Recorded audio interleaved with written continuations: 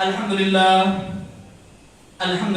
وحدہ والصلاة والسلام على من لا نبی بعد اما بعد فاعوذ باللہ من الشیطان الرجیم بسم اللہ الرحمن الرحیم ان الملائکۃ یصلون علی النبی یا ایھا الذین آمنوا صلوا علیہ وسلموا تسلیما۔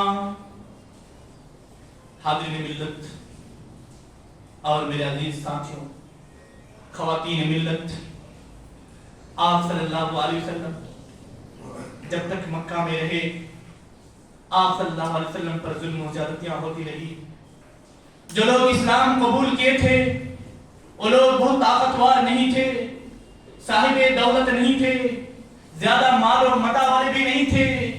اسلام کو یہ تانا دیا جاتا تھا، محمد صلی اللہ علیہ وسلم کو غریبی کا تانا دیا جاتا تھا، یہ کہا جاتا تھا کہ محمد تو صدقے پر جیتا ہے، یہ محمد لوگوں سے صدقہ و خیرات مانگتا ہے۔ محمد صلی اللہ علیہ وسلم پر الزام لگایا گیا، آپ صلی اللہ علیہ وسلم پر قاتلانہ حملہ کی سازش ہوئی، آپ صلی اللہ علیہ وسلم کو اپنے آبائی وطن چھوڑنے پر مجبور ہونا۔ اور اس میں حکمتیں بھی ہیں کہ آپ صلی اللہ علیہ وسلم ہجرت کر کے مدینہ جانے والے ہیں، حضرت ابوبکر صدیق رضی اللہ تعالیٰ عنہ کو ساتھ لیتے اور مدینہ کی طرف روانہ ہوتے ہیں، تو صرف مدینہ کی طرف اس لیے روانہ نہیں ہوتے کہ یہاں پر ظلم و زیادتی کی گئی، بلکہ یہاں پر ایک حکمت یہ بھی ہے کہ اللہ رب العالمین چاہتے تھے کہ محمد صلی اللہ علیہ وسلم کے پاس ایک پاور ہو، محمد صلی اللہ علیہ وسلم کے پاس ایک طاقت ہو، ان کے پاس ایک کمیونٹی ہو، اس کے پاس ایک جماعت ہو۔ مکے کے اندر زیادہ لوگ اسلام قبول نہیں کر رہے تھے، مکے کے اندر جو لوگ اسلام قبول کر رہے تھے وہ زیادہ تر ان کا تعلق غریب گھرانہ سے تھا۔ اسلام کو ایک پاورفل کی ضرورت تھی، اسلام کو ایک طاقت کی ضرورت تھی۔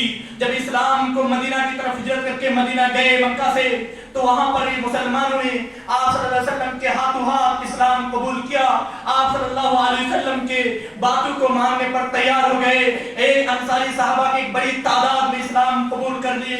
یہاں سے جو صحابی گئے وہ لوگ وہاں پر ان کو پناہ دینے کے لیے تیار ہو گئے، اپنے گھر میں ٹھہرانے کے لیے تیار ہو گئے۔ سارے لوگ یہ عقیدہ، یہ سلوک فرمایا تمام لوگوں کے ساتھ کہ جو لوگ بھی ہجرت کر کے مدینہ گئے تمام لوگوں نے اپنے گھر کو چھوڑ کر اپنے بھائی مہاجرین کو وہاں پر پناہ دینے کی کوشش کی۔ محمد عربی صلی اللہ علیہ وسلم مدینہ پہنچ گئے، وہاں پر جا کر آپ صلی اللہ علیہ وسلم کے ہاتھوں ہاتھ اسلام قبول ہونے لگا، اسلام کو ایک طاقت ملنے لگی، اسلام کی ایک میجورٹی بننے لگا۔ اور جب میجورٹی بننے لگا تو آپ صلی اللہ علیہ وسلم پر جو ظلم و زیادتیاں ہونے لگی، آپ صلی اللہ علیہ وسلم نے ان کو پیغام بھیجا کہ اب کی بعد اب ظلم و زیادتی نہیں، اب مجھے بھی خانہ کعبہ کے طواف کرنے کے لیے دیا جائے۔ جب ان لوگوں نے خانہ کعبہ کے طواف جانے پر انکار کر دیا، آپ صلی اللہ علیہ وسلم نے ان کے راستے پہ بھی رکاوٹیں ڈالیں۔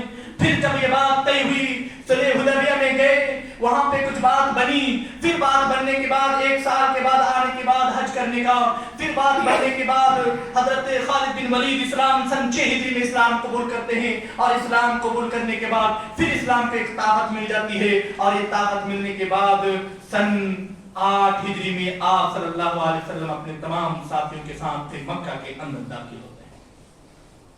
جس مکہ سے آپ صلی اللہ علیہ وسلم کو نکال دیا گیا تھا، پھر اسی مکے کے اندر داخل ہوتے ہیں، اور آپ صلی اللہ علیہ وسلم اور ان کے تمام ساتھیوں ایک طرف کھڑے ہیں، ادھر مہاجرین مکہ کھڑے ہیں، ادھر مشرکین کھڑے ہیں، وہ جباران قریش کھڑے ہیں۔ وہ لوگ دیکھ رہے ہیں کہ آج محمد کا کیا فرمان ہوگا، فتح مکہ کا اعلان ہونے جا رہا ہے، محمد کا کنٹرول مکہ کے اندر ہونے جا رہا ہے۔ یہ لوگ سوچ رہے ہیں کہ آج محمد تو خون کا بدلہ خون لے گا۔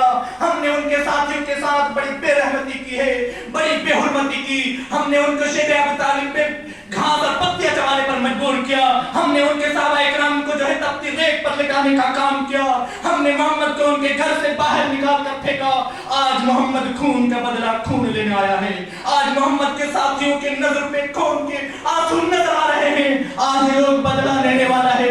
نبی کریم صلی اللہ علیہ وسلم کھڑے ہیں, ابو سفیان کھڑے ہیں, ادھر وہ مشرکین مکہ کھڑے ہیں, سر جھکائے کھڑے ہیں. ان میں وہ بھی ہے جو آپ صلی اللہ علیہ وسلم پر ظلم و زیادتی کی پہاڑ توڑتے تھے. ان میں وہ بھی ہے جن کے حملوں کا سیلاب مدینہ کے دیواروں میں آ کر ٹکراتا تھا. ان میں وہ بھی ہے جو آپ صلی اللہ علیہ وسلم پر پتھروں کی بارش کرتے تھے. ان میں وہ بھی ہے جو آپ صلی اللہ علیہ وسلم کو گالیاں دیا کرتے تھے. ان میں وہ بھی ہے جو آپ صلی اللہ علیہ وسلم کے راستوں میں کانٹے بچھایا کرتے تھے. تمام لوگ کھڑے ہیں. ان کا ماننا یہ تھا کہ آج خون کے ندیاں بہائیں گے. آج خالد بن ولید ان کے طرف, عمر فاروق ان کے طرف, عثمان غنی ان کے طرف, تمام بڑے بڑے صحابہ کرام, تمام طاقتور صحابہ کرام ان کے طرف ہے. آج خون کی ندیاں بہنے والا ہے. آج مجھے محمد معاف نہیں کرے گا. یہ جباران قریش سر جھکائے کھڑے ہیں. محمد عربی پوچھتے ہیں, بتاؤ آج تمہارے ساتھ کیا معاملہ کیا جائے گا؟ آج تمہارے ساتھ کیا معاملہ کیا جائے گا؟ اور لوگ کہتے ہیں کہ محمد عربی آپ کو ہمیشہ ہم لوگوں نے رحم و کرم والا پایا. اللہ رب العالمین نے پہلے قرآن مقدس کے اندر کیا دیا, وَمَا أَرْسَلْنَاكَ إِلَّا رَحْمَةً لِلْعَالَمِينَ. وہ جباران قریش نے یہی کہا کہ آپ کو ہم نے رحم و کرم والا پایا. آپ لوگوں کے ساتھ بہت اچھے سلوک کرتے ہو, آپ لوگوں کے ساتھ بہت اچھے سے پیش آتے ہو. ہمیں امید ہے آپ ہمیں معاف کر دیں گے, ہمیں معاف کر دیں گے. خالد بن ولید کہتے ہیں حضور پاک ان کا ایک ایک کر کے بدلہ لیا جائے. عمر فاروق کہتے ہیں انہوں نے جو ہم پر ظلم کیا ہے آج ان کو بتایا جائے کہ آج تم لوگوں نے ہمارے ساتھ ایسا کیوں کیا. نبی کریم صلی اللہ علیہ وسلم فرماتے نہیں, لا تثریب علیکم اليوم اذهبوا وانتم طلقاء کے فرمان مقدس جاری کر کے پورے مکہ کے اندر امن امن امن امن کا پیغام عام کر دیتے ہیں. جو اپنے گھر میں داخل ہو جائے وہ بھی امن, جو اپنے جگہ پہ کھڑے ہو جائے وہ بھی امن, جو خانہ کعبہ کے اندر داخل ہو جائے وہ بھی امن امن امن کا گہوارہ لگ جاتا ہے. یہ ہے محمد صلی اللہ علیہ وسلم کے کیریکٹر, یہ ہے محمد صلی اللہ علیہ وسلم کے پیغام, یہ ہے اسلام مذہب. جو آج باتیں پھیلائی جا رہی ہیں وہ سارے کے سارے بے بنیاد ہیں اور سارے کے سارے باتیں غلط ہیں. اگر آپ کا بھی دل چاہے آپ صلی اللہ علیہ وسلم کے کیریکٹر, آپ صلی اللہ علیہ وسلم کی سیرت اٹھا کر پڑھنا. اللہ رب العالمین سے دعا کرتے کہ اللہ تعالی ہم تمام کو آپ صلی اللہ علیہ وسلم کی زندگی اور اسلام کے تئیں معلومات حاصل کرنے کی توفیق عطا فرمائے. یا اللہ جو ہم میں پریشان حال ہے ان کی پریشانی کو دور فرما. یا اللہ جو ہم میں مصیبتوں میں مبتلا ہے ان کے مصیبتوں کو ازالہ فرما. یا اللہ جو ہم میں مرض الموت میں مبتلا ہے ان کے مرض کی ازالہ فرما. یا اللہ جو ہم میں قرض میں ڈوبا ہوا ہے انہیں قرض چکانے کی توفیق عطا فرما. آمین. اللهم صل على محمد وعلى آل محمد كما صليت على إبراهيم وعلى آل إبراهيم إنك حميد مجيد. عباد الله رحمكم الله, إن الله يأمركم بالعدل والإحسان وإيتاء ذي القربى وينهى عن الفحشاء والمنكر والبغي يعظكم لعلكم تذكرون. ولذكر الله تعالى وعلى وعظ وذل وتم وحم أكبر. وأقيموا الصلاة والسلام عليكم ورحمة الله وبركاته.